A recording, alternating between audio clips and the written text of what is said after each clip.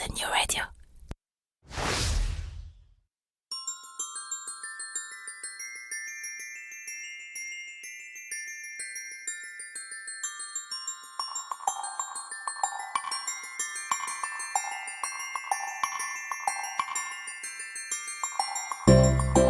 Bon matin et bienvenue dans la saison 3 de Fais-tu frette. Déjà la saison 3. Quand je pense que lorsque j'ai commencé, on me disait que ce concept manquait peut-être un petit peu de profondeur et que je risquais de vite me retrouver à court de sujets. Et bah pour le coup, j'en connais qui se sont mis une sacrée bûche dans l'œil. C'est que mine de rien, la culture québécoise est infiniment plus riche que ce que la seule démographie de la province peut laisser penser. La société québécoise, parce que multidimensionnelle, est aussi incroyablement plus complexe que tout ce qu'on peut imaginer. Alors vous savez quoi les amis, de vous à moi, vous pouvez encore vous attendre à quelques saisons en plus de Fais-tu frette. Mon nom est Jean-Michel Lhomme et avec ce podcast je suis vraiment, mais alors vraiment heureux de vous faire découvrir mon nouveau chez moi, le Québec. Bonne écoute.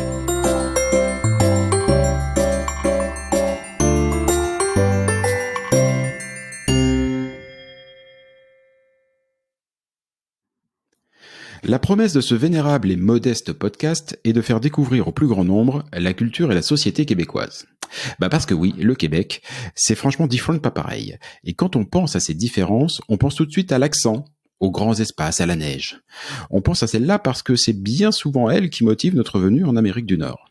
Mais la première différence à laquelle vous serez confronté en arrivant ici ne nécessite ni prothèse auditive, ni chaussures de marche, pas même une pelle à neige. Elle se cache au fond de votre poche, coincée entre un bout de papier et une carte de plastique. L'argent. Le voilà, le premier choc culturel. Et croyez-moi, ce n'est pas le plus facile à appréhender. D'autant qu'en général, c'est un sujet sur lequel on est tous plus ou moins nerveux. L'argent ne fera peut-être pas le bonheur de l'immigrant au Québec, mais ici, comme ailleurs, il lui rendra le quotidien nettement plus agréable et l'avenir un tantinet plus radieux. Une bonne raison pour bien s'en occuper. Et pour ça, un petit coup de main de la part de quelqu'un qui sait de quoi qu'il cause, ça peut pas faire de mal. Alexandra Blanc est conseillère en sécurité financière chez IA Groupe Financier. Et, avant de lui confier la gestion de mes découvertes bancaires, je me suis dit qu'un petit rendez-vous en mode podcast ferait office d'un super premier rendez-vous. Salut Alexandra. Bonjour Jean-Michel. Comment vas-tu ? Ça va très bien, merci. Et toi ? Super bien. J'ai une première question pour toi. Elle est épineuse, elle est touchy, je te préviens, sois sur tes gardes. Alexandra, c'est quoi ça donc que le métier de conseiller en sécurité financière ? Ça, c'est une très bonne question. J'aime les défis, pour pas dire challenge, puisqu'ici on évite les anglicismes. C'est vrai que c'est un métier on retrouve pas l'équivalent total en France. Donc, je suis là pour accompagner les personnes, tout type de personnes, peu importe leur âge, peu importe leur métier, à atteindre leurs objectifs financiers. On a tous des objectifs différents, qu'on ait 20 ans, 30 ans, proche de la retraite, peu importe, qu'on ait des enfants ou non, qu'on soit étudiant ou au travail. Et c'est important de se faire accompagner. Donc, il va y avoir des aspects au niveau des protections qu'on peut mettre en place pour une personne. Je dis bien une personne, je parle pas d'assurance auto, d'assurance habitation. Des protections financières qu'on peut mettre en place, mais aussi la portion stratégie d'épargne, comment pouvoir acheter sa maison, comment pouvoir financer les études des enfants, et surtout comment pouvoir financer sa retraite, gros sujet quand on est expatrié. Donc c'est sur tout ça que j'accompagne moi les gens au quotidien et c'est vrai que c'est un métier qui est méconnu, même parfois des Québécois. Des fois, quand on est expatrié, on s'y connaît mieux que les Québécois d'ailleurs. Et pour dédramatiser la chose, c'est des conseils qui sont toujours gratuits. On n'a pas le droit de facturer les personnes qu'on accompagne. Et surtout, c'est un métier qui est encadré. Donc moi, pour avoir le droit d'exercer, j'ai dû passer un permis auprès de l'autorité des marchés financiers. Et donc, c'est-à-dire que si je travaille mal, si je ne rends pas les comptes correctement, je peux perdre mon permis. Donc, il faut pas avoir peur de rencontrer ce genre de conseiller, puisque on est vraiment là pour servir l'intérêt des personnes qu'on accompagne et pas les nôtres. Donc, c'est, je dirais, d'autant plus intéressant de faire la démarche. L'appellation du métier, je la trouve super intéressante et j'ai l'impression, on a préparé l'émission ensemble, qu'elle en dit aussi beaucoup sur sur ce qu'est ce pays, notamment par rapport à la France, conseillère en sécurité financière. Et c'est vrai que nous, la sécurité financière, bon, je parle pas des gens qui investissent, qui sont entrepreneurs et tout, juste la sécurité financière du quotidien, on a l'habitude en France qu'elle soit un peu assumée par la collectivité, l'assurance chômage, l'assurance retraite et ainsi de suite et tout. Donc, on s'en préoccupe, oui, mais pas plus que ça. Dire que ça va avec, on va manifester, on va gueuler, on va voter, on va faire tout ce qu'on veut, mais ça fait un peu partie du microcosme. Ici, ben, il faut que chacun s'en préoccupe parce qu'on est au Québec, quoi. C'est clair qu'ici, il faut être beaucoup plus responsable de sa propre sécurité financière. On va, je pense, l'évoquer un petit peu après. Il y a des bases de sécurité qui vont être fournies par le gouvernement, aussi bien provincial que fédéral, mais c'est très léger comparé à ce qu'on connaît en France. Donc, c'est sûr que tout ça, ça va être des choses à voir par soi-même et de bien penser à mettre en place les bonnes actions, bon, le plus tôt possible évidemment. Et puis j'insiste que c'est pas que pour les autres, c'est pas que pour ceux qui ont des beaux revenus, c'est pas, je dirais que c'est d'autant plus important quand on peut se considérer un mauvais titre parfois bas revenu, mais on n'est pas pris par la main. Au Québec, beaucoup moins que en France. Enfin, ça c'est mon avis. Je pense qu'on le partage un peu, Jean-Michel, mais c'est mon avis. C'est pas impossible et j'ai l'impression que c'est un avis d'experte, outre le fait de ton métier, parce que là ça fait, alors je regarde, 5 minutes 19 qu'on a commencé à discuter ensemble et je sais pas pourquoi, j'ai l'impression que ton accent québécois est pas hyper développé. J'ai pas appris l'accent, j'ai quelques expressions qui viennent parfois, mais l'accent est plus dur quand même. Ça fait sourire mes collègues comme ça au travail, c'est bien. Parce que tu es française. Oui, évidemment, effectivement, je suis française. Ça fait 2 ans que je suis arrivée au Québec, avec bon les joies et puis les difficultés administratives, on va dire, mais mais ça fait 2 ans que je suis ici, oui. Donc ton avis est d'autant plus intéressant parce que tu as à la fois la casquette de la professionnelle en sécurité financière et tu as aussi la casquette de l'expatrié, de l'immigrante qui arrive et qui, comme tout à chacun, a dû aussi découvrir ce monde-là et les difficultés auxquelles on est tous confrontés. Moi aussi, ça fait un petit peu plus de 2 ans. Voilà, on a tous les deux choisi de venir ici en plein Covid. Oh, qu'est-ce qu'on est maso quand même. Ça va faciliter les choses, ça c'est sûr. Pour commencer l'émission, j'aimerais qu'on parle un petit peu des notions de base de l'argent du quotidien. Toi, je sais que tu vas vraiment te préoccuper peut-être des choses à moyen et long terme, plus structurantes. Enfin, ceci dit, il y a le quotidien. Et déjà, le quotidien, il est pas mal chamboulé. J'ai intitulé cette émission « Vivre en dollars » parce que, vlati pas que le premier changement, bye bye le franc, bye bye toutes les autres monnaies que vous connaissez, bye bye l'euro. Welcome le dollar. C'est sûr qu'on se prend une belle claque quand on arrive en Amérique, parce que bon, on a beau être au Canada et au Québec, c'est ce qu'on appelle un peu le système américain, la vie à crédit, les frais de partout, les choses à payer. Pareil, on n'y pensait pas en France, mine de rien, toutes ces petites choses qu'il faut ajouter un petit peu partout, et c'est ce concept de vie à crédit, de note de crédit. C'est super difficile à appréhender quand on arrive. Je sais que moi, il m'a fallu quand même quelques mois là, à mon premier rendez-vous avec mon banquier. Donc, on fait pas exactement le même métier avec un banquier.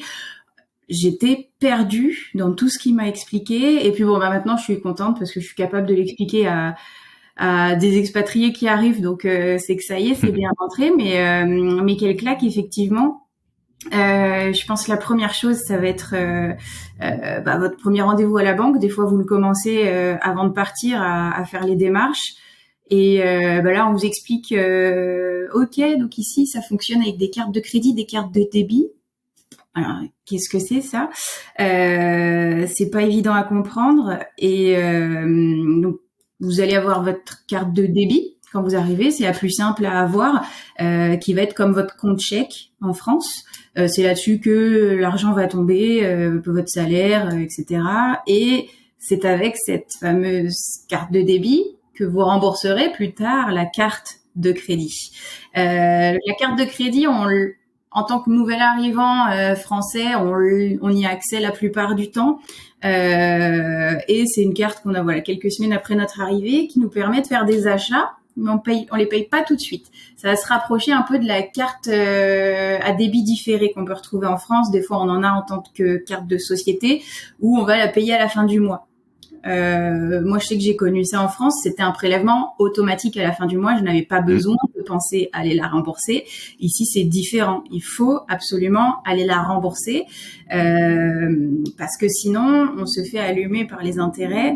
Ça oscille entre 19 et 20% d'intérêt. Oui, pareil. Vous êtes en retard de remboursement, donc c'est de l'argent qui est perdu. C'est un peu dommage. L'avantage en tant que Français, c'est qu'on est plutôt anti-vie à crédit. Donc, mon fameux banquier qui m'a expliqué ça au début, qui était un expat français aussi, m'a dit en rigolant, de toute façon, les banquiers ne nous aiment pas ici parce qu'on vit pas à crédit. Tant mieux. Ça, c'est sûr qu'il faut continuer à ne pas vivre à crédit, en tout cas pas sur l'argent du quotidien. Donc, votre carte de crédit, très très important. Utilisez-la. Parce que c'est indispensable aussi, je vais y venir après pour la note de crédit.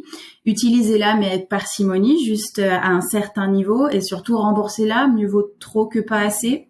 Moi, je sais qu'au début, je la remboursais à chaque semaine parce que j'avais toujours peur de l'oublier. Maintenant, ça y est, je me détends un peu, je le fais à chaque 3 semaines, chaque mois, mais en tout cas, il faut pas après tomber de l'autre côté et oublier d'aller la rembourser. Donc, carte de crédit, carte de débit, c'est le premier choc quand on arrive. Les frais bancaires aussi vont être très élevés ici. Bon, il y a une ou deux banques en ligne qui vont proposer de pas avoir de frais bancaires, mais selon notre statut, il y a certains résidents temporaires, par exemple, qui n'ont pas accès à des banques en ligne. Ça va dépendre vraiment de chacun. Je te confirme. Ouais, j'ai fait le cas. J'ai une banque. Je mets un peu d'histoire perso, mais j'ai une banque, en l'occurrence Desjardins, qui est une banque payante, mais qui a un super service pour les expats, clairement. Je ne saurais trop que la recommander. Mais j'ai voulu effectivement ouvrir un compte qui correspond à ce que je pouvais avoir en France chez Boursorama, c'est-à-dire un compte gratuit. Et puis actuellement, entièrement en ligne parce que j'aime bien faire ça en ligne et tout. Compte que j'ai pu ouvrir après 2-3 manips un peu casse-bonbon pour prouver mon identité et tout parce que je n'ai pas la carte de résident permanent ou encore mieux la citoyenneté canadienne. Donc c'est pas prévu pour les immigrants. Et quand j'ai voulu leur demander une carte de crédit, ils m'ont dit bah non, on donne pas de carte de crédit aux résidents temporaires. Dans cette banque-là. J'en ai une autre chez Desjardins. Donc, effectivement, c'est pas... Non, les banques en ligne sont pas si accessibles que ça. C'est simple, ouais. Et puis, en plus, après toutes les démarches que tu as dû faire, t'entendre dire ça a dû être sympa. Et, oui, bien aimé, ouais. En tout cas, elles sont déjà très rares. C'est pas aussi fourni qu'en France, les banques en ligne qui proposent pas de frais. Et puis, il y a quand même souvent des petits frais cachés, on va se le dire. Par contre, les banques dites classiques, donc Desjardins, Banque Nationale, etc. Bon, il y en a des dizaines, mais pour citer les deux plus grandes qui sont les plus qui ont le plus d'offres pour les nouveaux arrivants, il y a des frais qui vont être à payer à chaque mois, aussi bien côté carte de débit, donc plutôt compte chèque, que côté carte de crédit. Une fois de plus, en fonction des banques, il y a des offres pour les nouveaux arrivants, il y a des petites manips à faire pour pas payer ses frais, mais en tout cas, c'est pas automatique. Il faut vraiment faire attention à ça parce qu'une fois de plus, c'est de l'argent qui peut être vite du 15-20 $ par mois, ça part vite. Donc, autant essayer de prendre un rendez-vous avec son banquier, lui demander quelles sont les choses à mettre en place pour pas payer ces frais-là. Moi, je dis que c'est mieux dans votre poche que dans la poche du banquier. Mais en tout cas, les frais sont beaucoup plus agressifs et plus automatiques qu'en France. Donc ça aussi, il faut y faire attention en arrivant. Et on arrive à cette fameuse note de crédit et l'historique de crédit. C'est on avait fait une précédente émission avec Pierre-Olivier Zappa. L'émission s'appelle Québecus Economicus, si je me souviens bien. Et, on avait un peu résumé cette histoire de crédit et tu l'as un peu abordé tout à l'heure, notamment quand tu as parlé de l'obligation de rembourser régulièrement. En France, la vision que j'ai, c'est pour une banque, un bon client, c'est un bon client quand j'entends un bon client, c'est quelqu'un à qui on peut faire confiance. C'est quelqu'un qui a peu de crédit, peu de dettes et des avoirs. Soit des avoirs en trésorerie, de l'argent en banque, soit des avoirs parce qu'il est propriétaire d'une maison, d'une voiture, d'un machin, d'un truc comme ça. Ici, pas du tout. Ici, un bon client, c'est quelqu'un qui a des crédits, voire plein, mais qui les rembourse scrupuleusement, tous les mois, sans aucun jamais incident de remboursement. En gros, quelqu'un qui a du crédit, mais qui rembourse, c'est quelqu'un à qui on peut faire confiance. Quelqu'un qui a de l'argent, mais qui n'a pas de crédit, on a toujours un doute pour savoir s'il sera capable de rembourser. Philosophiquement, c'est quand même le jour et la nuit par rapport à ce qu'on connaît, c'est un sacré choc culturel. Oui, ça c'est sûr. Je suis assez d'accord avec ton image. C'est vrai, en France, on est anti-crédit à part pour sa maison, éventuellement pour la voiture, mais on veut vraiment essayer de ne pas passer par là. Ici, comme tu l'as dit, un bon client, une bonne personne financièrement, entre guillemets, qui veut répondre aux cases, ça va être une personne qui vit à crédit et qui prouve au quotidien qu'il est capable de rembourser. Et effectivement, des fois, il y a des personnes qui ont fait des erreurs dans leur vie et qui n'ont plus accès à une carte de crédit. Ces personnes se retrouvent en énorme difficulté parce que, par exemple, elles ne pourront plus acheter de maison. Elles n'ont plus de note de crédit. Ça veut dire qu'aux yeux de la société, elles n'ont plus de valeur. Et elles se retrouvent dans des difficultés énormes au quotidien. Donc, c'est pour ça que nous, en tant que nouvel arrivant, on part d'une zone neutre. C'est-à-dire que notre note de crédit, elle va être mauvaise, mais la raison de la mauvaise note, ça va être manque d'historique. Donc, manque d'historique, c'est pas grave. Ça veut juste dire qu'il faut du temps. Ça prend plusieurs années pour faire monter sa note. Je sais pas si tu la regardes de temps en temps, Jean-Michel. Moi, je suis déjà allée voir. Je la regarde régulièrement. Je suis désespéré à quel point elle monte pas vite. Ouais, c'est ça. Mais quand on va regarder la raison, c'est parce que c'est marqué manque d'historique. Donc après, tous ceux qui vont consulter la note de crédit sont pas plus bêtes que les autres. S'ils savent que c'est par un manque d'historique, c'est pas si grave. Mais cette note, elle est essentielle et il faut commencer à la faire monter dès le début parce qu'elle monte doucement. Nous, ça fait 2 ans qu'on est là et elle n'a pas encore atteint son plein potentiel, même si, bon, je sais pas pour toi, Jean-Michel, mais en tout cas, moi, je rembourse en temps et en heure à chaque fois. Ah non, moi, je rembourse pas. C'est pour ça que je veux te filer mes comptes après. Hein. Non, je rembourse, évidemment. Il y a d'autres choses à voir, alors, dans ce cas-là. Non, mais je rembourse, mais ceci dit, les remboursements fréquents dont tu parlais au début, toutes les semaines, j'ai fait exactement comme toi, en arrivant, d'autant plus que j'avais une limite de crédit qui était très faible, et accessoirement, j'avais une famille de 5 personnes à faire vivre, avec une maison aménagée, enfin, pas mal de frais. Les belles dépenses du début, ouais. Voilà, les grosses dépenses du début, en plein Covid, c'est-à-dire qu'on ne pouvait pas se déplacer en magasin ou aller à la banque pour retirer de l'argent. Donc, tout devait se faire, en gros, les achats par Internet. Et sur les sites Internet, ils ne prennent quasiment, exclusivement, que des cartes de crédit. Exact. Donc, on se retrouvait avec un plafond, je peux le donner, mon plafond, il était de $700. $700, ça part vite. Ça part très, très vite dans ces conditions. Donc, je remboursais régulièrement. Sauf qu'à chaque fois que je remboursais, on me recréditait pas immédiatement tout de suite l'intégralité de mon plafond. J'avais une espèce de petite retenue qui pouvait aller de 2, 3 à 4 jours. Ils appellent ça une retenue de sécurité, je crois, quelque chose qui permet, on va dire, à tous les serveurs informatiques du Québec de se coordonner pour bien s'assurer que les transferts financiers ont été faits et qu'on peut redonner du crédit à ce monsieur qui l'a bien remboursé et ainsi de suite. Voilà. Mais des fois, c'est pas si simple et mon conseiller de l'époque m'avait dit que c'était pas forcément une bonne idée d'avoir la frénésie du remboursement à le faire tous les 3 jours, qu'il allait mieux quand même le faire de manière plus raisonnable, exactement comme ce que t'expliquais tout à l'heure. Oui, mais c'est pour ça qu'on commence tous comme ça. Et puis, donc dans la note de crédit, on va dire qu'il y a plusieurs manières de la faire monter. Bon, rembourser en temps et en heure ses dettes, ça semble être une évidence, mais par exemple, il y a le taux d'utilisation de la carte.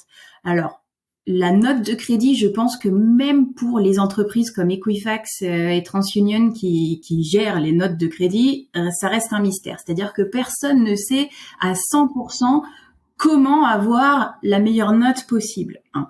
Je pense que c'est des secrets bien gardés aussi et que c'est fait exprès, mais ce qui va être un peu connu, c'est effectivement rembourser en temps et en heure, mais aussi surtout le taux d'utilisation. Ça, c'est un peu un non-sens. C'est que en théorie, pour maximiser sa note, il ne faut pas utiliser son plein potentiel de crédit. Il faut l'utiliser, oui, mais pas trop. Donc, c'est kafkaïen le truc. De toute façon, ce que je dis depuis le début que je suis arrivée au Québec, la devise du Canada, c'est pourquoi faire simple quand on peut faire compliqué, à mon sens. Il y a beaucoup de choses qui sont très difficiles. On se demande comment ça a été mis en place. Bon, pourquoi pas. Mais c'est là qu'on voit que les Français sont là depuis très longtemps. Pourquoi faire simple quand on peut faire compliqué? Donc la carte de crédit, l'utiliser, oui, mais admettons on a une limite de $1,000. Si on peut éviter d'utiliser $1,000, c'est mieux. En théorie, il faut utiliser environ 33%, donc aller chercher dans les 300-400 $ maximum, et donc après rembourser pour repartir à zéro pour réutiliser ces 33. Mais en même temps, effectivement, il faut pas la rembourser trop fréquemment non plus. Bon, pourquoi? Alors que ça prouve qu'on est un bon payeur, je ne sais pas, mais effectivement, c'est pas le mieux pour maximiser sa note. Donc, quand on arrive, on a souvent le droit à une limite basse. Ça va dépendre d'une banque à l'autre, des revenus aussi. Si on a déjà un contrat de travail, on va avoir le droit peut-être à plus haut que quelqu'un qui arrive sans travail, etc. Bon, ça dépend de chaque situation. Mais en principe, à partir de 6 mois, 1 an d'ancienneté sur place, et sous réserve d'avoir bien remboursé ses dettes, il faut demander, si la banque le propose pas, il faut demander à augmenter sa note de crédit. Parce que, mettons, on part à 500 ou $1,000, faites-la augmenter à 2,000, 3,000, 5,000, peu importe, ça dépend de ce à quoi vous avez le droit. Parce que comme ça, vous allez faire baisser votre taux d'endettement à chaque utilisation et donc pouvoir maximiser votre note de crédit. Donc ça, il faut pas le faire à chaque 2 mois, évidemment, d'augmenter sa note de crédit, mais c'est important de le faire dès qu'on est là depuis. Il y a certaines banques qui acceptent à partir de 6 mois. Moi, je conseille plutôt d'attendre 1 an parce que l'historique est quand même un peu plus intéressant. Et puis vous avez plus pris l'habitude aussi du fonctionnement, donc c'est moins risqué d'augmenter la note de crédit. Mais t'as raison de le dire qu'il faut le demander. Ouais. Il faut le demander. Et moi, j'ai eu le problème. Enfin, j'ai eu le problème. J'ai eu une première augmentation de note de crédit qui m'a été proposée par la banque, de manière parfaitement automatique. Hein. Là, j'ai bien senti que c'était un ordinateur qui m'avait envoyé un email. Voilà. Donc, j'ai eu une augmentation qui m'a permis de mieux gérer le quotidien, mais enfin, qui était pas folichonne non plus. Et à un moment donné, j'ai appelé mon conseiller. Et je lui ai dit, ça commence un peu à me tanner, votre histoire. C'est comment ça donc que je peux faire? Et là, il m'a dit, attends, mais ça fait 1 an que t'es là. Mais t'as toujours remboursé nickel. Oh, mais tu peux demander 2 fois plus. J'ai dit, mais 2 fois plus, mais ça dépasse largement mes revenus. Il me dit, c'est pas grave. Ah non, c'est pas grave. C'est pas grave. Et oui, mais tu vois, moi, j'étais dans mon optique française en disant toujours, attention aux capacités d'endettement, tu vois, un peu comme quand je négociais mon découvert. Parce que si je n'ai pas encore de découvert ici, hein, je rigolais tout à l'heure. Mais par contre, je reconnais qu'en France, ça m'est arrivé 2-3 fois quand même. Quand je négociais mon découvert avec ma banque en France, voilà, ils regardaient mes revenus, ils disaient, bon oui, on voit que vous allez pouvoir nous rembourser à la fin du mois, donc on vous donne tant. J'avais toujours ce schéma-là, en disant, voilà, ma limite de crédit va être aussi directement proportionnelle à une fraction de mes revenus. En fait, non, c'est pas comme ça. On est toujours dans la logique. Non, pour l'instant, on te fait confiance, mec. Tu rembourses régulièrement, vas-y, on augmente. Dès qu'il y aura un incident de paiement, on sent bien qu'on va changer d'état d'esprit. Mais pour l'instant, voilà. Mais il faut oser, et c'est pas intuitif. C'est sûr. C'est pour ça qu'il faut, de toute façon, il faut un peu tout magasiner ici, dans les assurances, dans tout. La carte de crédit, ça va être un peu pareil. Alors, quand je dis magasiner, c'est aller effectivement peut-être demander à augmenter votre taux avant que eux le fassent, que la banque le fasse eux-mêmes. Par contre, il y a plein de choses à l'intérieur des cartes de crédit. Aussi, une autre petite chose pour maximiser votre note, n'ouvrez pas plein de cartes de crédit ici. Déjà, dès le début, vous n'aurez pas forcément accès à part votre banque. Hein, mais par exemple, vous allez au Costco, n'ouvrez pas. Enfin, vous pourrez pas nécessairement ouvrir une carte de crédit à Costco parce que vous n'aurez pas d'historique justement de crédit pour qu'ils pourront aller vérifier. Mais de toute façon, n'en ouvrez pas trop parce que fermer une carte de crédit, impacte la note à la baisse. Donc ça aussi, c'est des stratégies, mine de rien, il faut faire super attention à ça. Il faut le savoir. Bah ouais, c'est des choses qu'on sait pas ça au début. Et puis là, c'est pareil, un peu expérience personnelle. Mon mari l'année dernière, au bout d'1 an sur place, a voulu changer de carte. Lui, il est à la BNC. Il y avait une offre pour les nouveaux arrivants, voilà. Et puis au bout d'1 an, il a voulu changer de carte parce qu'il y avait une bonne offre en fonction de ses revenus, etc. Donc déjà, on est sur une carte où la limite est tellement haute que c'est comme s'il n'y avait pas de limite, alors que ses revenus, je vous rassure, il y a des limites. Ils sont très limités.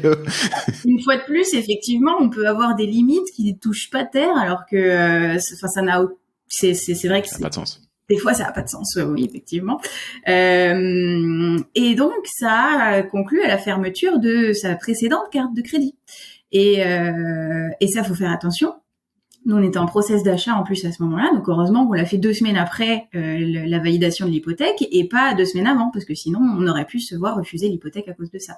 C'est des petites choses à prendre en compte, voilà, des petits réflexes qui peuvent faire peur. Donc n'ouvrez pas trop de cartes de crédit au début, réfléchissez bien à celle que vous voulez, qui maximise les points de ci, qui va vous faire une remise de ça, etc. Parce que derrière, si vous voulez en fermer plus tard, pour votre organisation personnelle, admettons, pour pas en avoir trop, ça impactera votre note aussi à la baisse.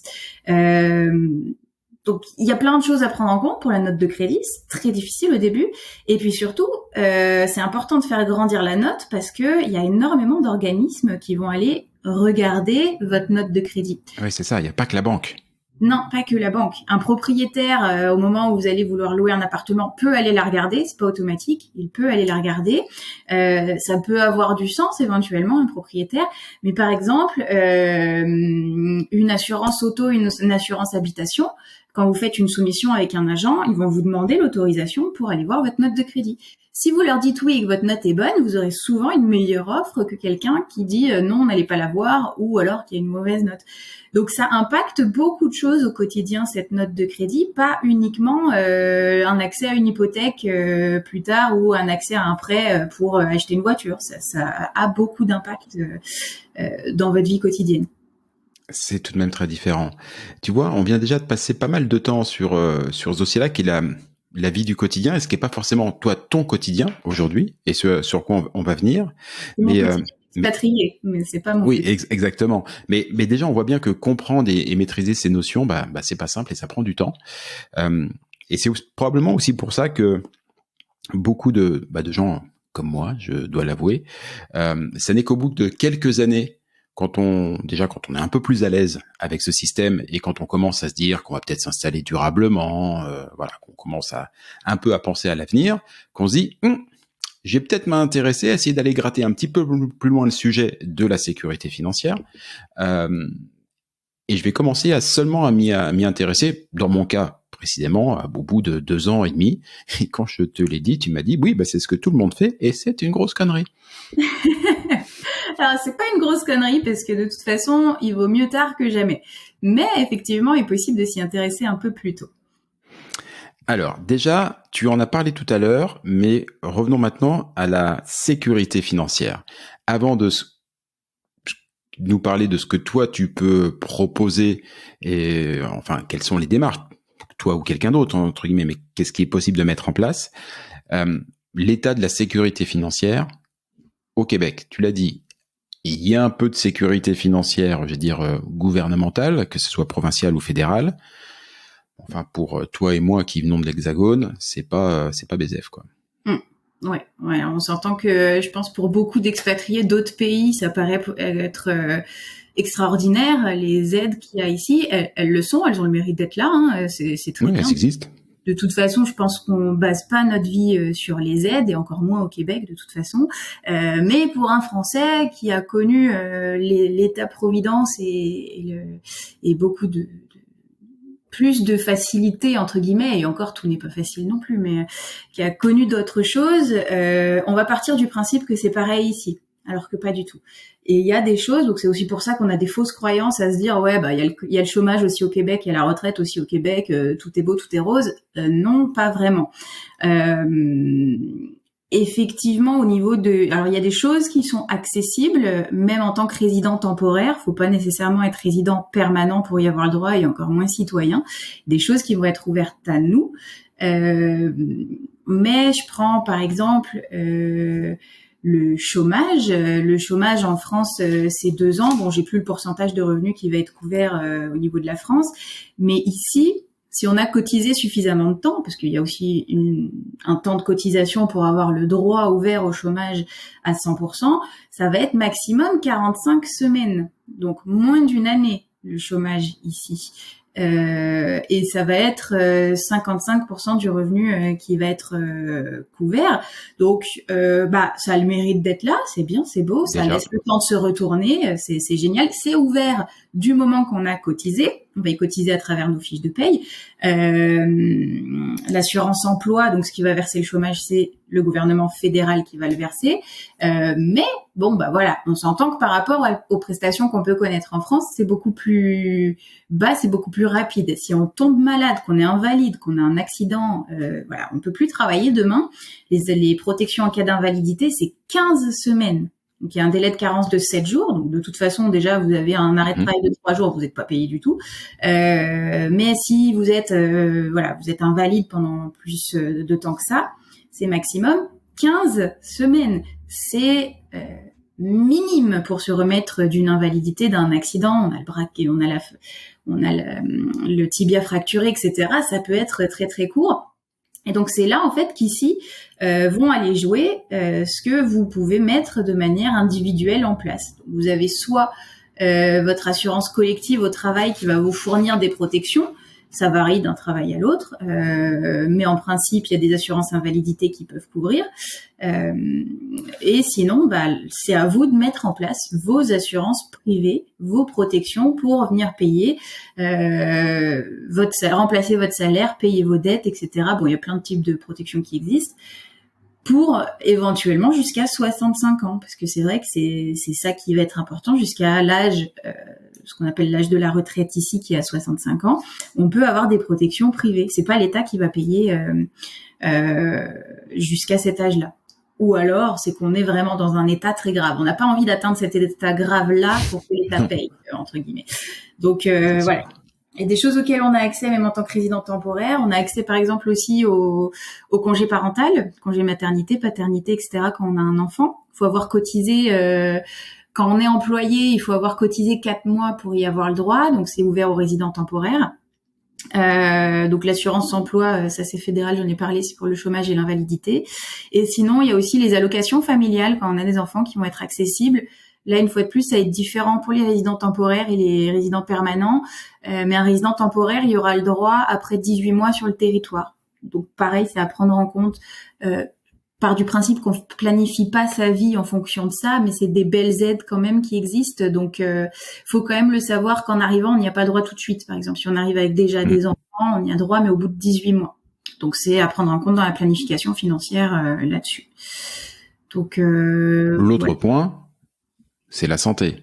Nous, les Français, quand on arrive, on a le droit tout de suite à la RAMQ, donc qui est la Régie d'assurance maladie du Québec. Ah, je te vois hocher de la tête. On n'a pas tous droit. Moi, j'y ai droit, moi. Non, moi j'y avais pas droit, tu vois, par exemple. Bim. Ça dépend. Ouais, ça dépend du statut ici. Quand on a un permis de travail fermé, effectivement, on y a le droit. Si en plus on fait remplir par la CPAM en France le petit document qui évite le délai de carence, on y a le droit directement et pas au bout de 3 mois. Donc ça, oui. Il y a des visas, des permis de travail qui n'y ont pas le droit. Moi, j'étais en PVT jusqu'à il y a quelques semaines, parce que ça fait 2 ans qu'on est là, donc on a dû repartir dans les travers administratifs. Mais en PVT, visa de travail ouvert, on n'avait pas le droit. Nous, à la RAMQ, on a dû avoir une assurance privée pendant 2 ans qui ne couvre que l'urgence et absolument pas des maladies préexistantes, par exemple, ou des suivis réguliers juste pour être sûr que tout aille bien. Ça, c'était pas couvert. Donc Ah oui. Bon, ceci dit, bon, j'imagine que ça t'a quand même dû te coûter un bras, mais même la RAMQ qui, moi je te vois en vidéo, t'as l'air d'avoir encore tes 2 bras, donc visiblement c'est plutôt bien sorti. Mais moi qui donc ai pu bénéficier de la RAMQ, en plus avec l'assurance médicaments qui était inclus pendant les 18 premiers mois puisque c'était lié à un permis d'études. Ouais, c'est quand même pas pareil. Hein. c'est pas pareil. Moi, j'appelle ça une sécu très très light. C'est-à-dire que même avec l'assurance médicaments, par exemple, mon épouse qui a besoin de prendre du Levothyrox, si vous êtes en France, vous connaissez, c'est juste un truc pour la thyroïde, ça coûte à peu près 2,50 € la boîte qui fait le mois. Ici, elle coûte plutôt 10 € et 10 dollars, pardon, et ben elle est pas prise en charge du tout, même avec l'assurance médicaments. Et là, vous allez me dire, qu'est-ce qui fait chier pour 10 dollars celui-ci? Effectivement, il s'en est remis. Mais c'est juste pour vous donner une image, c'est-à-dire que oui, il y a une assurance, mais le niveau de couverture, tant par la variété des prestations ou des médicaments couverts que par le niveau de remboursement, n'a vraiment rien à voir avec ce qu'on connaît. Ce qui veut dire que si on doit faire face à des problèmes de santé, je parle pas, effectivement, comme tu disais, je parle pas des très gros problèmes de santé. Si on a un très gros problème de santé, on va être pris en charge à l'hôpital et puis voilà. Mais pour les soucis du quotidien, les dents, la vue, et j'allais dire la bobologie qui parfois peut être de la grosse bobologie, enfin les affections du quotidien qui nécessitent pas forcément une hospitalisation, ça peut vite vous coûter quelques milliers de dollars. Et on n'est pas forcément habitué, et d'où l'intérêt d'avoir quelqu'un qui te sensibilise à ce genre de soucis dès le départ, et peut-être à placer ton argent un peu plus intelligemment. Ouais, mais alors ça c'est clair. Au niveau de la santé, c'est très différent. Je sais qu'il y a aussi beaucoup d'expats qui rentrent parce que bon, la famille manque et que la santé est un problème pour eux ici. Donc il y a l'accessibilité qui est un autre débat, un autre sujet qui est pas le sujet du jour, qui est très compliqué. Mais qu'on peut résumer par l'enfer. Voilà, c'est un bon mot. Et en plus, effectivement, les coûts qui vont être quand même différents. Alors, bon, en France, à part si on a la CMU, qui est je pense qu'il n'existe pas ici, la CMU, mais en France, quand on a la sécurité sociale classique, il faut quand même une mutuelle, hein, si on veut pas avoir de reste à charge. Tout à fait. D'acte, hein, évidemment. Mais ici, c'est vrai que les dents, mutuelle ou pas, donc la mutuelle, ça va être plutôt la complémentaire santé offerte par l'entreprise, il y aura un reste à charge, hein, ou alors il faut vraiment avoir une entreprise qui aligne, hein, parce que c'est des choses, les dents, de toute façon, ici, j'ai l'impression que c'est plus un business que de la santé. Totalement. Mais effectivement, on va aux urgences, on lâche un billet de 1000 juste pour le droit d'entrée, quoi. Donc ça, quand on a l'ambulance, un problème. L'ambulance, c'est une catastrophe. Les frais de stationnement, bon, ça c'est tout con, mais on a quelqu'un qui reste une semaine à l'hôpital, les frais de stationnement, c'est une catastrophe, etc. Donc déjà, bon, la RAMQ, c'est une chose. Il faut avoir un régime collectif qui paye en plus, mais bon, là, si on n'a pas de travail, bah, on n'a plus de régime collectif, donc on est dans c'est quand même un peu compliqué. Et puis après, bah, il existe des complémentaires santé qu'on vient prendre en complément de son régime collectif, qui est déjà en complément de la RAMQ. Donc c'est vrai que ça, c'est des coûts aussi à prévoir en plus à chaque mois, des protections qu'on doit prendre en plus. Et en France, j'ai pas l'impression que au-delà de la Sécu et de la mutuelle, qu'on ait besoin de vraiment faire attention à ça. Non, le seul cas des fois, c'est qu'on peut avoir deux mutuelles parce que quand on est deux à travailler dans une entreprise avec une mutuelle entreprise obligatoire, on a le droit de les cumuler si on le veut. Bon, c'est juste histoire de parce que franchement, il reste plus grand chose à charge et tout.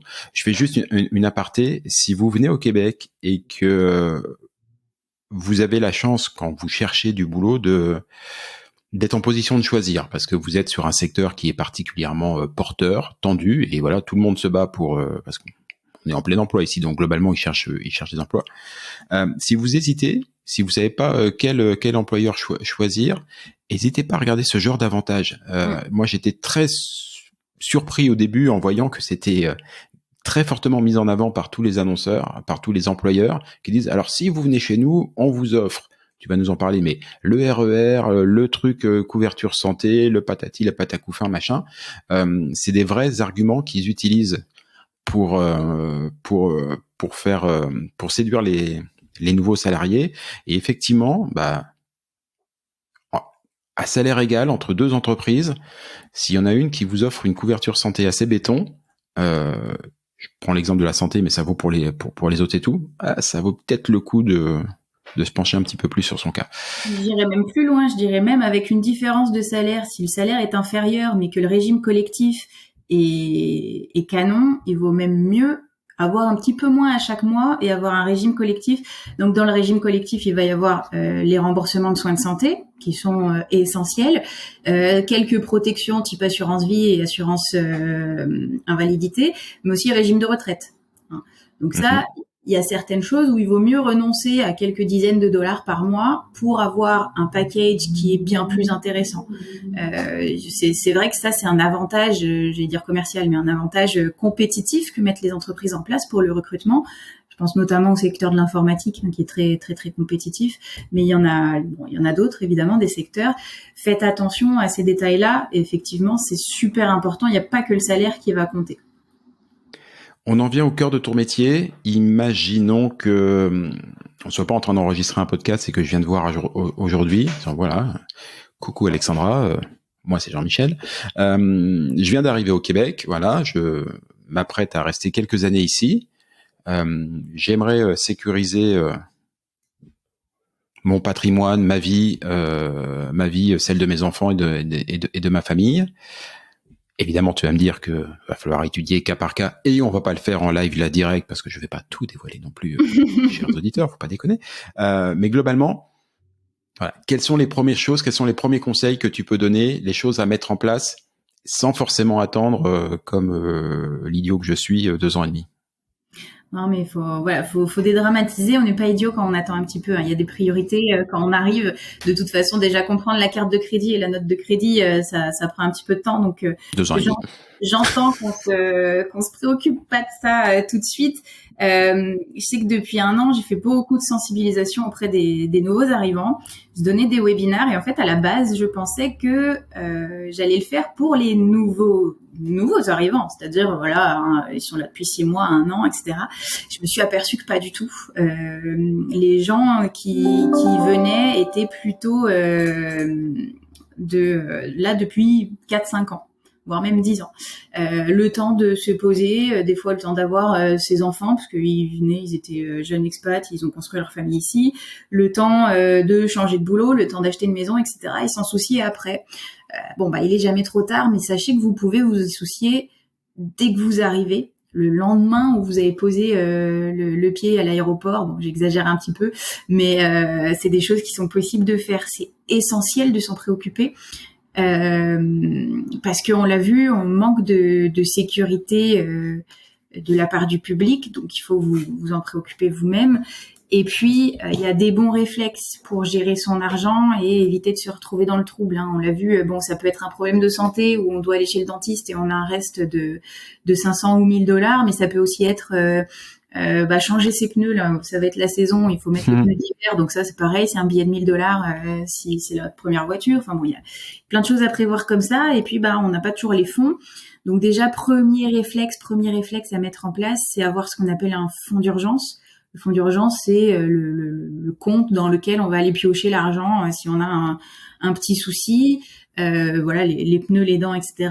Ou alors si on a carrément un gros souci, c'est-à-dire que on n'a plus de travail du jour au lendemain, on n'a plus de revenus, on n'a pas forcément encore cotisé assez, donc on n'aura pas l'aide du gouvernement, et puis on n'aura pas ci, on n'aura pas ça, on compte que sur nous. Donc il faut avoir un fonds d'urgence. Ça, on conseille minimum 3 mois de revenus d'avance. 6 mois c'est bien, 1 an c'est le top. Mais on s'entend qu'on construit pas ça du jour au lendemain, évidemment. Donc on y va par étapes, mais essayez d'avoir le plus vite possible, j'insiste, au moins 3 mois de revenus d'avance pour voir venir et pallier aux aléas de la vie. Où l'avoir, ce fonds d'urgence, est-ce qu'on le conserve sur son compte bancaire, donc sur son compte de débit? Est-ce qu'on le met sur un compte épargne à intérêt élevé? Qu'est-ce qu'on en fait? Bon, là, il y a plusieurs choses qui peuvent être possibles. Je vais vous expliquer les différents comptes qui existent juste après. Mais le fonds d'urgence, essentiel dès le début, c'est le principal. À côté de ça, en parallèle, si c'est pas déjà fait, parce que souvent on le fait avant de partir pour estimer un petit peu quel revenu et quelles dépenses on va avoir une fois qu'on arrive. Si c'est pas fait, faites un budget. tout de suite pour savoir où part l'argent, parce que l'argent il va partir ici. Il y a plein de choses à payer aussi, pareil où ça nous venait pas à l'idée en France, de devoir payer son permis à chaque année par exemple, de devoir payer son immatriculation, etc. Payer son, c'est pas grand chose, mais payer son 12 votre $. Téléphone cellulaire de le payer $80 par mois. Ouais, voilà. Les factures vont quand même assez vite s'accumuler, donc faites un budget pour savoir où part l'argent, mais dans votre budget, partez des dépenses obligatoires, fixes, c'est-à-dire votre loyer, les factures, l'auto, etc. Mais aussi, incluez à l'intérieur un budget d'épargne automatique. D'épargne automatique, c'est-à-dire que c'est de l'argent que vous allez mettre de côté de manière automatique, comme ça vous n'y pensez plus. C'est pas juste le bonus qui va rester à la fin du mois. Ça peut être un $25, ça peut être 100, 500, ce que votre budget vous permet, mais mettez de l'épargne automatique dès le début, parce que c'est très dur après, une fois qu'on a les dépenses qui partent, une fois que c'est déjà trop tard, entre guillemets, c'est dur de revenir en arrière. Donc surtout prévoyez de l'argent à mettre de côté de manière automatique à chaque mois dès le début, parce que ça va vous permettre déjà aussi de construire votre fonds d'urgence. Si vous n'avez pas d'économie en France, par exemple, ce genre de choses, ça va permettre de le construire tout doucement.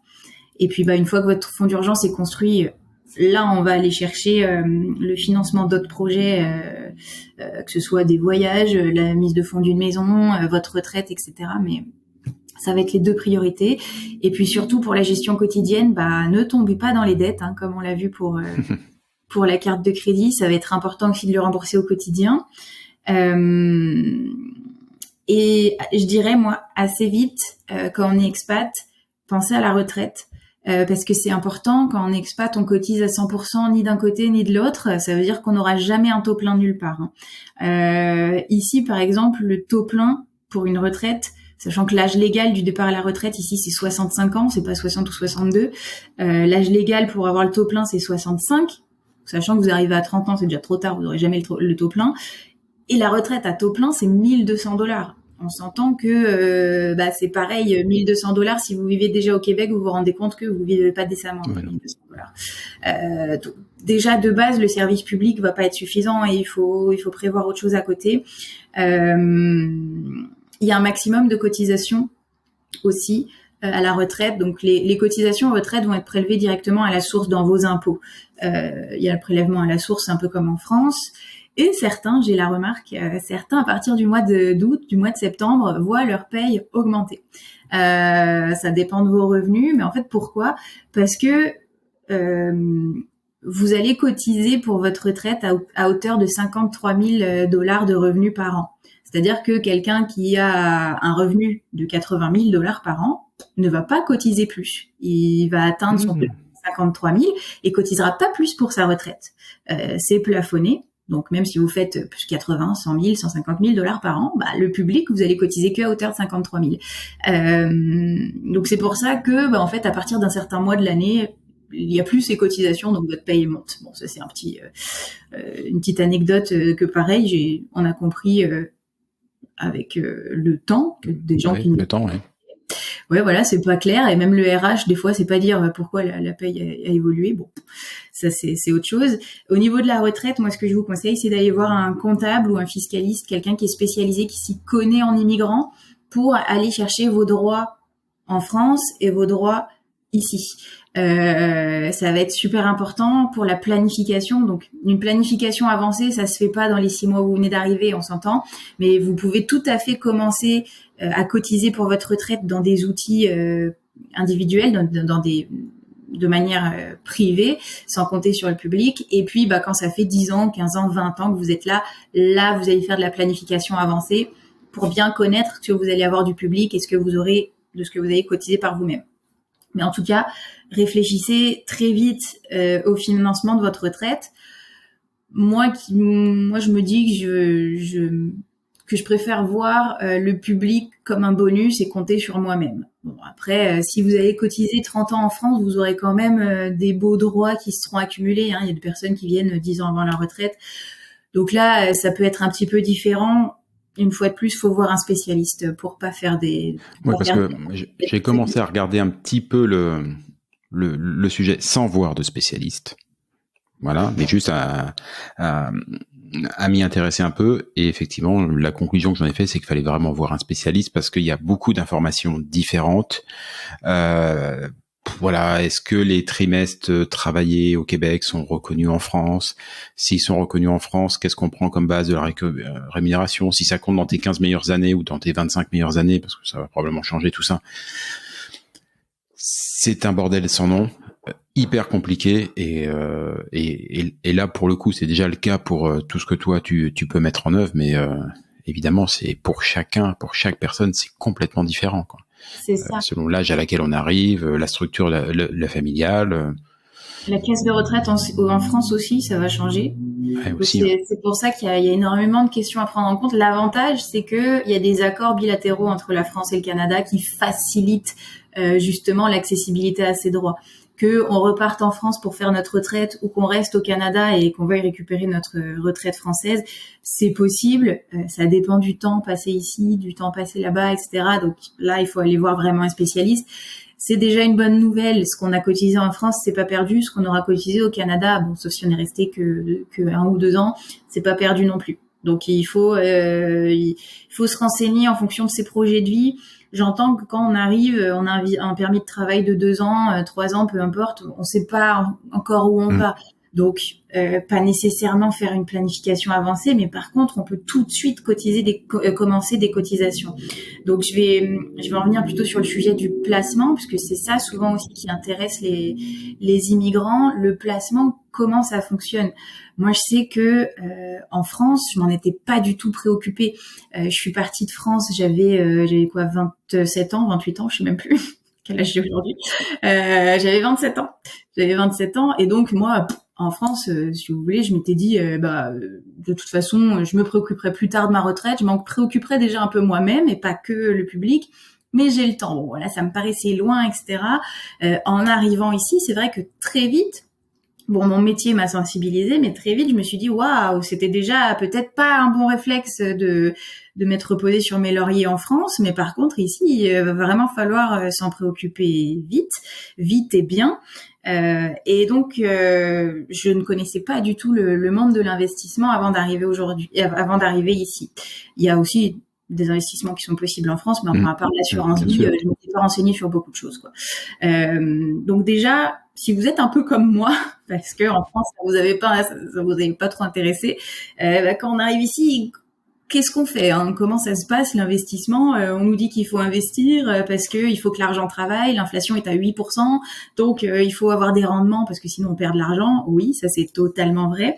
Il faut que l'argent travaille pour nous parce que si on place de l'argent aujourd'hui quand on a 20 ans, 30 ans, 40 ans pour notre retraite et que l'argent travaille pas, c'est-à-dire qu'il fait pas de rendement, l'inflation fait qu'on aura perdu de l'argent. Un $1000 qu'on va placer aujourd'hui, il va pas avoir la même valeur dans 10 ans, dans 20 ans, dans 30 ans. Donc c'est pour ça qu'il faut qu'il y ait du rendement. Les rendements, ça va varier d'un type de placement à un autre type de placement. Ça va dépendre du risque que vous prenez à l'intérieur du placement. Ce qu'il faut savoir aussi, c'est que selon vos connaissances, vous pouvez tout à fait gérer des placements vous-même, ou alors vous pouvez faire appel à un professionnel pour vous aider. Faire appel à votre banquier. Un banquier, il faut savoir, c'est un conseiller financier. C'est pas le même titre que moi, on n'a pas la même visibilité sur votre situation. Vous pouvez faire appel à un conseiller en sécurité financière comme moi par exemple, ou après selon votre situation. Là, ça va plutôt être pour les personnes qui ont déjà beaucoup d'actifs, hein, peut-être déjà investi dans de l'immobilier, etc. Là, vous pouvez aller voir ce qu'on appelle un planificateur financier. Planificateur financier, là, c'est différent. Il y en a qui facturent, il y en a qui facturent pas. Bon, mais c'est quand la situation est un peu plus complexe et qu'il y a plus d'éléments à prendre en compte. Donc, en fonction de votre situation, en fonction de votre affinité avec les placements, soit vous y allez vous-même, soit vous y allez avec un professionnel. Le professionnel, ce qu'il va vous faire faire à chaque placement, c'est même pas juste pour vous, c'est pour chaque placement, il va vous faire faire un profil d'investisseur.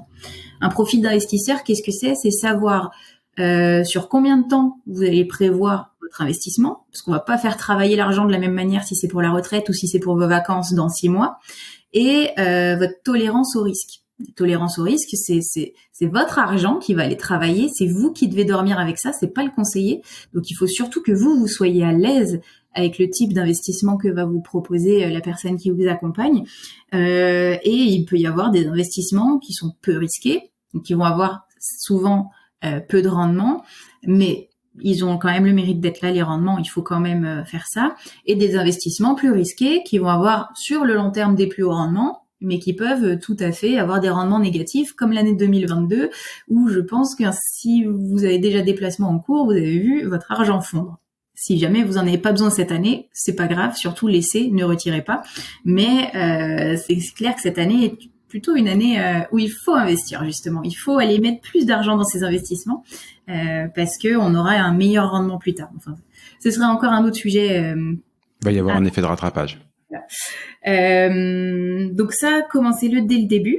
Et puis après, c'est bien investir, mais on investit dans quoi? Bon, le type d'investissement, c'est une chose. Mais ici, le fonctionnement, il va y avoir ce qu'on appelle des régimes enregistrés et à l'opposé des régimes non enregistrés. Quand je dis régime, c'est un véhicule fiscal. Ça, c'est j'ai mis un petit peu de temps aussi à le comprendre. Il faut se projeter, hein, c'est pas évident pour prendre pour essayer d'être simple. Donc un régime enregistré, ça va être un véhicule fiscal, un compte qui va avoir des incitatifs fiscaux. Donc, il y a plusieurs régimes enregistrés qui existent, je vais en détailler 2 après. Leurs objectifs sont différents, les incitatifs fiscaux sont différents. À l'opposé, il y a des régimes non enregistrés, c'est-à-dire qu'il n'y a pas d'incitatif fiscal. L'exemple que je pense la plupart d'entre vous vont connaître, c'est le compte épargne à intérêt élevé. C'est un peu ce qu'on ouvre en premier parce que c'est ce qui nous rappelle le livret A. C'est un compte qu'on va pouvoir souvent rattacher à notre banque où on va pouvoir faire nos virements. Donc ça, c'est déjà très bien parce que ça veut dire que vous faites de l'épargne. C'est un bon réflexe, mais c'est pas forcément la manière la plus optimisée de faire votre épargne. Il va y avoir d'autres moyens.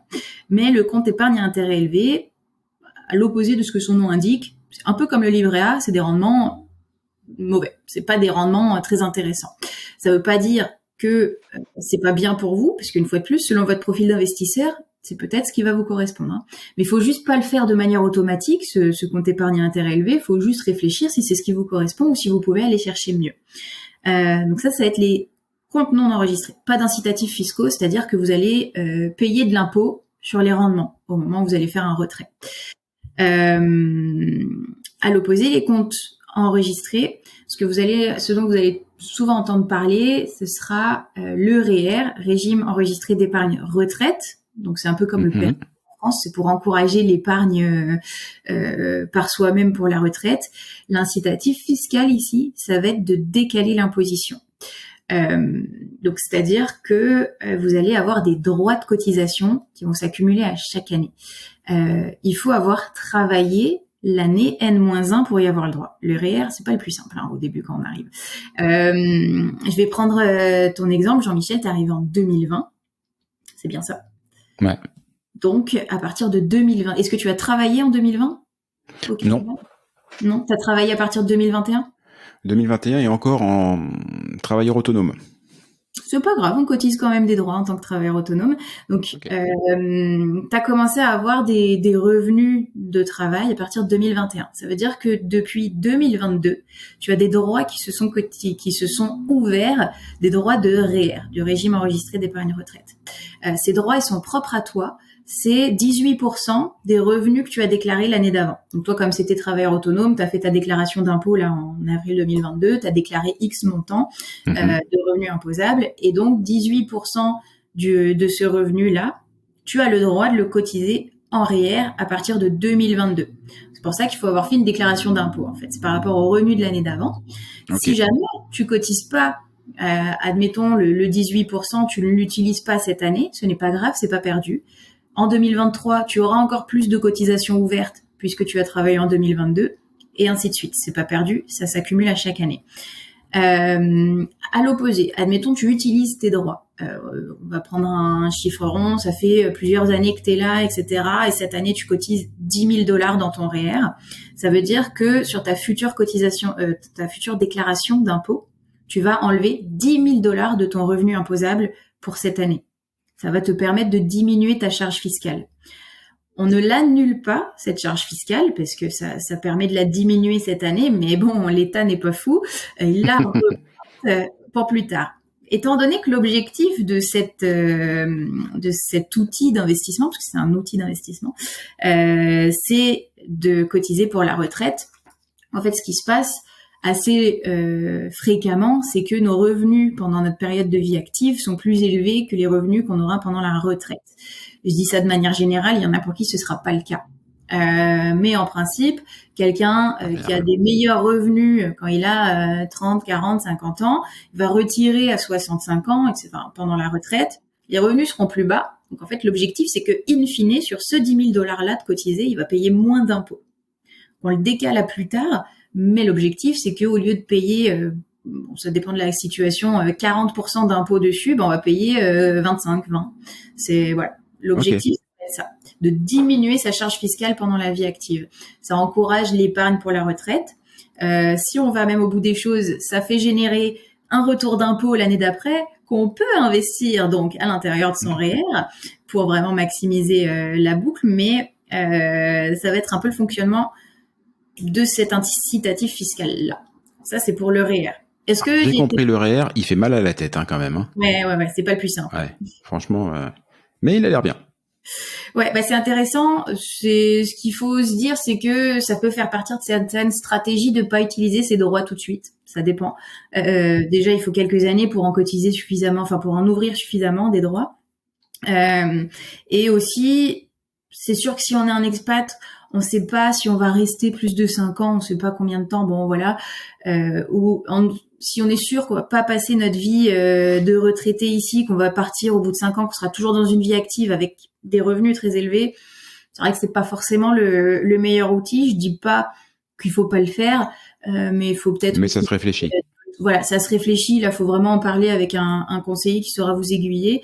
Et je rappelle ce que tu disais tout à l'heure, parce que effectivement, le descriptif du REER, ça fait un poil mal à la tête, c'est assez complexe, mais faut mettre ça en perspective. Tu disais tout à l'heure, la retraite pour quelqu'un qui a cotisé toute sa carrière au Québec et qui arrive à 65 ans à la retraite, c'est 1 200 $. C'est 1 200 $. C'est pas BZF. Ça vaut le coup de se faire un petit peu mal à la tête quand on met en place son REER au début et de se le faire expliquer un petit peu en long, en large. Je dis ça, c'est pour que les gens ils réécoutent le podcast, tu vois, parce que ça fait des téléchargements et tout. Moi, c'est bien, moi, ça m'arrange. Voilà, donc réécoutez-le beaucoup. Vous allez comprendre. En plus, c'était quand même assez simplifié et ça vaut le coup. 1 200 $ à la retraite, c'est pas une retraite. C'est clair que déjà à l'heure d'aujourd'hui, 1 200 $, c'est compliqué. Après, je vous promets, ça fait mal à la tête la première fois, mais en fait, il faut trouver le bon exemple pour avoir le déclic. Et après, c'est quand même plutôt clair une fois qu'on se les fait expliquer 1 fois, 2 fois, 3 fois. Normalement, c'est clair. Et puis surtout, oui, comme tu disais, ça vaut la peine. Et il y a des stratégies. Là, si on va plus loin, au-delà des cotisations, il y a des stratégies qui sont qu'on peut mettre en place avec le REER, ce qui va pas être le cas avec d'autres outils fiscaux qu'on peut retrouver ici, mais avec le REER, c'est possible. Il y a des choses qui sont vraiment intéressantes pour maximiser justement si on a peu de temps, par exemple, pour cotiser, parce qu'on est déjà proche de la retraite ou qu'on s'est pas mis assez tôt, on peut mettre en place des stratégies pour aller plus vite, mais à l'intérieur du REER. Donc c'est pour ça que ça vaut vraiment le coup de faire attention à ça. Donc le REER, vous allez en entendre parler. Peut-être que votre entreprise propose ce qu'on appelle un REER collectif. Donc c'est un peu le même fonctionnement, mais ça va être collectif. Il va être à travers l'entreprise. Vous n'allez pas nécessairement avoir le choix de tous les investissements que vous pourrez retrouver à l'intérieur, mais c'est déjà bien. Quand vous avez un régime de retraite qui est offert par l'entreprise, prenez-le à hauteur de ce qui est abondé. Je prends un exemple, votre entreprise, elle va verser des cotisations à hauteur de 3% de votre salaire, et mettez 3%. Ça sert à rien que vous mettiez 5% sur l'entreprise, mais que 3% d'abondage, mais utilisez le cadeau que donne l'entreprise, autant en profiter. Ça, c'est pour la retraite. À côté de ça, il y a aussi la vie de tous les jours, pouvoir partir en vacances, avoir son fonds d'urgence, faire ses loisirs, etc. Et donc là, pour le coup, le REER va pas être intéressant parce que c'est pas l'objectif. L'objectif du REER, ça va être pour le long terme. On peut utiliser aussi pour l'achat d'une maison, mais enfin, je veux pas rentrer dans trop de détails aujourd'hui. Mais du coup, pour la vie un peu plus quotidienne, il va y avoir un autre outil fiscal qu'a mis en place le gouvernement depuis 2009. Ça s'appelle le CELI, le compte épargne libre d'impôt. Le CELI, là, c'est pas des droits de cotisation personnels, c'est des droits de cotisation qui vont être les mêmes pour tout le monde en fonction à chaque année. Donc, si vous êtes là depuis 2009, et que vous avez jamais entendu parler du CELI, vous avez tous les droits qui se sont accumulés depuis 2009. Donc, ça voudrait dire que vous avez 81 000 500 de droits pour remplir votre CELI. Donc, allez-y, profitez-en. Si vous êtes comme Jean-Michel et moi là depuis 2020 et que vous avez fait un NAS en 2020, ça va être le NAS qui va ouvrir les droits au CELI, le numéro d'assurance sociale. Toi et moi, Jean-Michel, on a droit à 6 000, on a droit à 18 000 $ dans nos CELI. C'est-à-dire que on peut mettre jusqu'à ce montant-là. On n'est pas obligé, ça se perd pas d'une année à l'autre, c'est comme le REER, ça va s'accumuler. Mais on a le droit de mettre jusqu'à 18 000 $ à l'intérieur. C'était 6 000 $ en 2020, le maximum, 6 000 $ en 2021 et 6 000 $ en 2022. On ne sait pas encore combien ça va être en 2023, mais enfin, ça va sûrement être dans ces eaux-là. Et donc, qu'est-ce qui fait ce compte-là? C'est pas comme le REER, ça va pas vous permettre de diminuer votre charge fiscale à chaque année. Mais par contre, c'est quelque chose dans lequel vous allez pouvoir aller chercher un peu plus fréquemment l'argent. Vous n'êtes pas obligé, une fois de plus, vous en faites ce que vous voulez. Mais dans l'idée, vous n'allez pas payer d'impôt sur les rendements que vous ferez à l'intérieur du CELI. C'est-à-dire que vous avez fait un investissement qui vous rapporte très très gros, vous avez eu l'œil, vous avez choisi une action qui explose, vous avez fait 15% de rendement, vous le retirez ce rendement, vous retirez votre argent de ce compte-là, vous n'avez pas d'impôt à payer dessus. C'est là la grosse différence avec les comptes non enregistrés dont je parlais tout à l'heure, sur ce même rendement-là, vous devriez payer de l'impôt. Donc voilà, c'est aussi pour ça qu'il y a une limite de cotisation, c'est-à-dire qu'on peut pas non plus... Oui, parce que sinon, ça peut aller très loin, pas payer d'argent, pas payer d'impôts du tout, mais en tout cas, voilà, le gouvernement a mis ça en place pour encourager quand même un peu d'épargne. Donc le CELI, c'est quand même beaucoup plus simple à comprendre.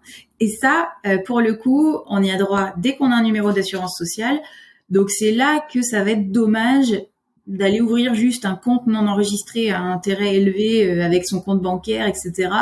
Même si c'est que 1 ou 2% de rendement et que les impôts vont pas être bien élevés, tant qu'à faire, tant qu'on a des droits ouverts au CELI, autant les utiliser plutôt que d'aller tout de suite chercher, entre guillemets, la facilité. Donc ça va être ça. Et là, encore une fois de plus, je vais pas compliquer les choses, mais enfin, je vais aller un tout petit peu plus loin. C'est que le REER et le CELI, comme je le disais, c'est des véhicules fiscaux. C'est-à-dire que ce n'est pas un type d'investissement en soi.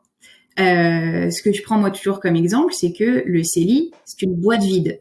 Vous pouvez tout à fait avoir 3 boîtes vides, c'est-à-dire 3 CELI différents, avec 3 types d'investissements différents à l'intérieur. Un investissement directement dans les actions qui va être très risqué, un investissement dans des certificats, dans des CPG pour des certificats de placement garantis qui, eux, sont pas du tout risqués, mais vont faire très peu de rendement, et avoir, un 3e CELI avec un investissement modéré ou qui va prendre un peu de risque, mais pas trop, etc. Donc, ça, c'est vraiment quelque chose à comprendre. Dire j'ai un CELI, ça veut rien dire. Ça veut juste dire que vous avez un véhicule fiscal qui vous permet de ne pas payer d'impôt sur vos rendements. Ça veut pas dire en soi que vous allez avoir beaucoup de rendement ou peu, ou voilà. Ça dépend de ce que vous avez mis à l'intérieur de la boîte vide. Ok, ça c'est très clair. Ce qui est important à comprendre au début, que ce soit les Québécois ou les immigrants, peu importe. C'est vrai que j'ai souvent en rencontre, on me dit ouais, j'ai un CELI. Ok, mais qu'est-ce qu'il y a à l'intérieur? Comment il travaille le CELI? Parce que avoir un CELI en soi, ça ne veut rien dire. On peut en avoir 36 des CELI. Faut juste pas dépasser ses cotisations. Ok, très clair.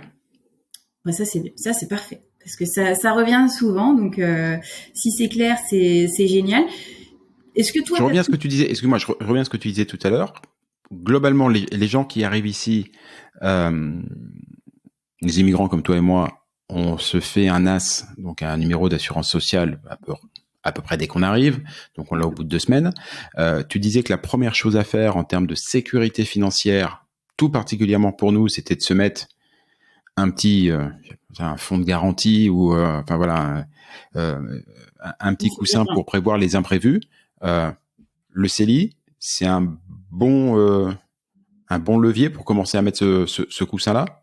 Oui, alors le CELI, ça va être un bon levier parce que le CELI, comme je dis, c'est la boîte vide. Par contre, ça va être le type d'investissement qui sera Que je vais choisir pour voilà. Voilà, parce que le CELI, enfin le fonds d'urgence, étant donné on peut en avoir besoin dès demain.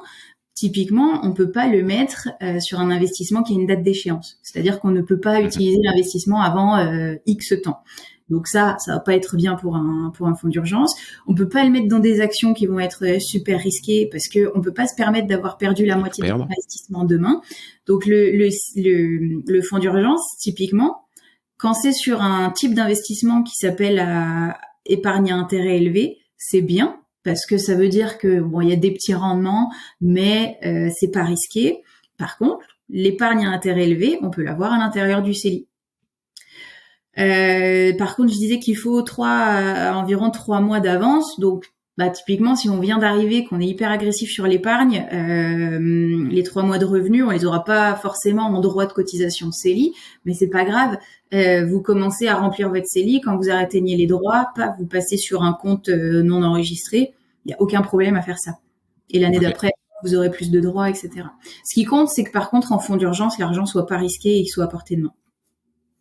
Forcément, parce que sinon, pour l'urgence, c'est moins bien. Ouais, ça change la définition après. C'est sûr que ça marche beaucoup moins bien. Tu nous as parlé du REER, tu nous as parlé du CELI. J'ai un peu l'impression que le CELI, c'est un peu comme tu disais, la boîte un peu fourre-tout dans laquelle on peut tout mettre. On s'est parlé de la santé aussi tout à l'heure dans les risques. Il y a un autre truc important ici, en tout cas, moi je constate sur mes amis québécois font beaucoup, c'est les placements à long terme dans l'optique des études des enfants. Ouais, parce que les études supérieures, ça coûte un bras et demi. Et encore, on n'est pas aux États-Unis. Hein. Et oui, ouais, on n'est pas aux États-Unis, mais c'est aussi assez, comment dire, il faut le prévoir. Culturel. C'est sûr. C'est aussi la manière d'appréhender les choses assez culturelle. Donc voilà, il le prévoit très très tôt. Si quelqu'un arrive ici comme toi et moi et qui se dit, nous on est là pour 15 ans, 20 ans, voire le reste de nos jours, il y a souvent des enfants qui sont dans la boucle. Il y a des choses particulières à faire ou c'est simplement on en revient au CELI avec un choix d'investissement moyen ou long terme qui correspondra à l'échéance voulue. Ouais, alors pour les enfants, faut savoir qu'il y a un véhicule justement un régime enregistré. Donc une fois de plus, le gouvernement a fait en sorte que il encourage l'épargne des parents pour les enfants. Ça s'appelle le régime épargne-études. Le régime enregistré épargne-études, donc le R3E, je l'appelle vulgairement. Là, ça va être l'objectif donc d'encourager des cotisations à chaque semaine, à chaque mois, ça dépend de comment vous voulez vous organiser, pour petit à petit construire le pécule pour que l'enfant puisse payer les inscriptions au cégep, payer éventuellement son loyer si vous habitez loin et qu'il doit partir en ville ou ce genre de choses. Et en fait, donc l'argent que vous mettez à l'intérieur, c'est un peu le même principe. C'est une boîte vide. Vous allez pouvoir choisir plusieurs types d'investissements selon l'institution où vous l'ouvrez, selon le degré d'autonomie que vous voulez pour le faire. Et donc, il va y avoir des rendements plus ou moins élevés. Ça dépend si votre enfant il a déjà 13 ans ou si votre enfant il vient de naître. Hein, pareil, vous n'allez pas faire travailler l'argent de la même manière. Et après, l'objectif, c'est que le gouvernement mette des subventions à l'intérieur de votre R3E. Les subventions, elles peuvent aller jusqu'à 30 à 40%. Il y en a une portion qui vient du fédéral, une portion qui vient du provincial. Là, par contre, je mets quand même une petite étoile, c'est-à-dire que tous les enfants n'y auront pas droit. Un enfant qui n'est pas né ici, selon le statut qu'il aura, s'il est visiteur ou s'il est en permis d'études, etc., c'est plus compliqué que pour un enfant qui est né ici et qui est canadien. Okay. Donc, si vous faites des enfants ici, allez-y, prenez votre régime épargne-études, il y aura des subventions de la part du gouvernement, donc profitez de ce cadeau-là. Si votre enfant n'est pas né ici, ça reste un véhicule fiscal qui va faire des rendements à l'abri de l'impôt, ça reste de l'épargne pour vos enfants pour le moment des études, donc c'est génial. Par contre, les subventions, c'est pas sûr que vous ayez droit, ça va dépendre de la situation. Non, je le prends bien. Tu viens juste d'envoyer mes 3 mômes en dépression, mais bon, c'est pas grave. Je le prends bien. Pas, mais toi, oui.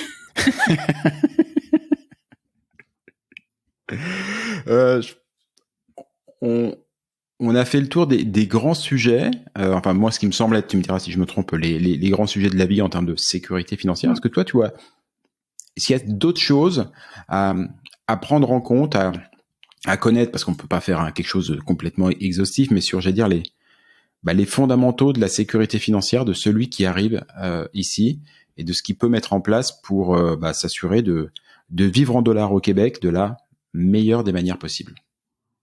Ouais, effectivement, là, on a quand même abordé pas mal de sujets que je peux même pas aborder autant en détail d'ailleurs en rencontre avec les personnes que j'accompagne. Donc, ça fait plaisir de pouvoir les dire ici.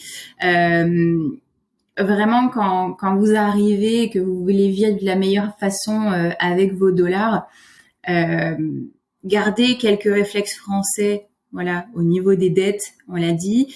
Et puis surtout, n'ayez pas peur de vous faire accompagner par un professionnel. Je sais qu'en France, les banques et les assureurs sont plutôt mal vus, on va dire. On a une certaine méfiance vis-à-vis d'eux. Au Québec, ça existe aussi, hein, et on va pas se mentir. Les Québécois ont aussi une certaine méfiance vis-à-vis de ces secteurs-là.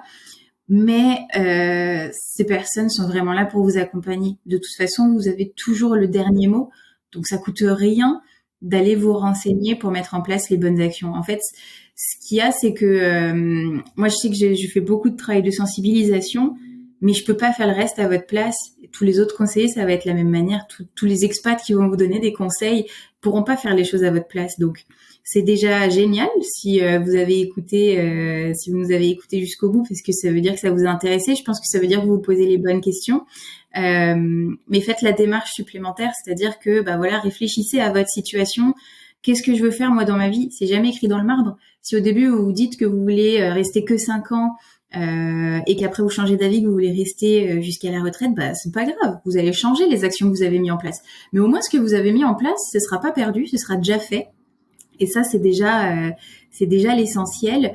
Et puis, même si vous rentrez en France, honnêtement, gardez ces réflexes-là parce que on ne sait pas ce qui peut se passer par la suite, que ce soit en France ou au Québec. Donc, tout ce que vous faites vous-même, au moins vous comptez sur vous. Et puis, ce sera toujours ça de gagner pour vous. N'ayez pas peur aussi quand vous arrivez de vous dire que c'est pour les autres, de vous dire que c'est pour plus tard parce que vous venez juste d'arriver, qu'il y a d'autres choses à réfléchir.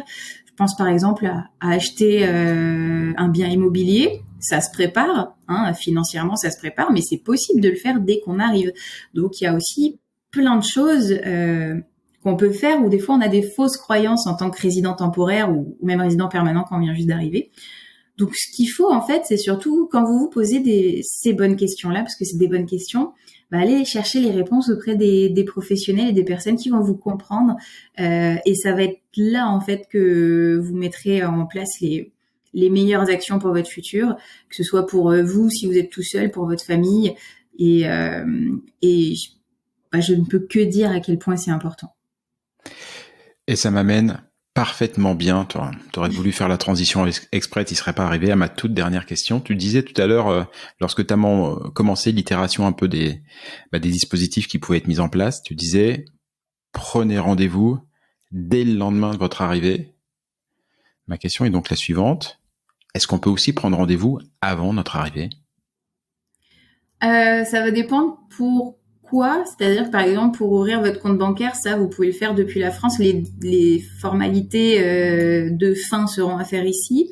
Mais moi j'ai des personnes qui me contactent parfois et qui se posent des questions avant d'être arrivées ici. Donc ça c'est bien aussi. C'est vrai que ça va rester après des explications. Voilà. Il y en a peut-être qui vont écouter là le podcast en étant encore en France. C'est génial parce que comme ça vous aurez peut-être de meilleurs réflexes plus vite que certains. Par contre, par exemple pour ouvrir un CELI, il faut être ici, il faut être physiquement au Québec et il faut être résident fiscal du Québec. Il faut avoir son numéro d'assurance sociale. Pour le REER, il faut avoir travaillé au Québec. On peut pas faire valoir notre travail français. Donc c'est vrai qu'il y a certaines actions qui vont quand même être difficiles de mettre en place avant, mais si vous vous renseignez avant, vous ne pourrez le faire que plus vite en étant ici, donc c'est pas une mauvaise chose non plus. Très clair, super, limpide. Je crois que je n'ai jamais passé plus d'une heure en rendez-vous avec un conseiller financier. Alors là, franchement, impressionnant. Chapeau bas, Alexandra. Je te remercie énormément. Moi, perso, j'ai appris plein de trucs. J'espère que ceux qui nous ont écoutés en auront appris au moins autant, si ce n'est plus. Ça m'arrangerait qu'ils en aient appris plus, parce que ça montrerait que je suis pas complètement à la ramasse non plus. Mais ouais, c'était vraiment passionnant. Je te remercie énormément. Si tu le veux bien, je mettrai une partie de tes coordonnées en commentaire de ce podcast, qu'il y aura peut-être des gens qui auront besoin de t'appeler. Voilà, qui vont se dire, bah oui, mais c'est à elle qu'il faut que je parle. Et voilà, c'est eux qui te poseront les questions la prochaine fois. Mais génial, en tout cas, merci aussi pour l'opportunité de me donner la parole, Jean-Michel. Ça m'a vraiment fait plaisir de parler avec toi et puis de me lancer un peu plus dans ce monde des podcasts que je ne connaissais pas d'ailleurs. Et puis, effectivement, pour toutes les questions supplémentaires que les personnes qui écoutent pourraient avoir, ça me fera plaisir d'y répondre. Il n'y a jamais d'engagement. Je sais qu'on n'évoque pas des sujets toujours sympas dans la santé financière, mais je le fais avec le sourire. Donc ça me fera plaisir de répondre à tout ça. Et ça passe forcément tout de suite beaucoup mieux. Merci beaucoup. Et puis, à très bientôt. À très bientôt. Ciao, ciao. Et voilà. Fais-tu frette, c'est fini pour aujourd'hui. Si vous êtes arrivé jusque-là, bravo, vous avez vraiment toute mon admiration. Mais bon, c'est probablement parce que cela vous a plu au moins un petit peu. Ou que vous êtes alors complètement maso.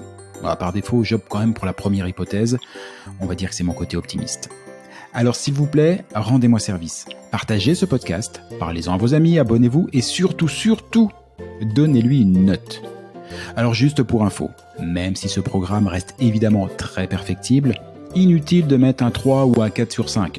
Au royaume d'Apple et consorts, il n'y a que le 5 sur 5 qui compte. Eh oui, c'est le jeu, ma pauvre Lucette. Alors je compte sur vous. Pour le reste, vous trouverez tous les liens, les références vers les livres, les spectacles, les programmes et que sais-je dont on a pu parler au cours de cette émission et même ceux dont on n'a pas parlé mais qui me semblent intéressants. Tout ça, vous le trouverez dans le descriptif, dans les commentaires de ce podcast ou bien alors sur notre site internet faitufrette.com. Sur ce même site, vous avez d'ores et déjà la possibilité de vous inscrire à l'indispensable newsletter hebdomadaire que nous vous préparons et qui sera lancé très prochainement. Et j'y annoncerai les prochaines émissions et partagerai avec vous des articles, des infos, des bons plans qui pourraient bien nourrir votre curiosité à propos du Québec. Enfin justement, puisque vous êtes curieux, je suis sûr que vous avez des questions, des suggestions, que vous aimeriez qu'on traite tel ou tel sujet. Je ne demande qu'à vous lire. Envoyez-moi un courriel. Oui, j'ai bien dit courriel. Envoyez-moi un courriel à l'adresse suivante. Fais-tu frette, en un seul mot, tout attaché, sans espace, sans tiret ou quoi que ce soit. Donc, fais-tu frette à commercial. Ah oui, j'ai oublié aussi. Ici, on ne dit pas @ ou arrobase, on dit à commercial. gmail.com. J'avoue, c'était pas très clair tout ça. On récapépète depuis le début, vous allez voir, c'est très simple. Fais-tu frette, FAISTUFRE2TE, à commercial, gmail.com. Pas compliqué. Vous vous souvenez qu'au tout début de cette émission, je vous ai dit qu'au Québec, on ne disait pas bonjour, mais bon matin. Et pour cause, car ici, pour se dire au revoir, on se souhaite de passer un bon jour. Alors bonjour à tous et à tantôt.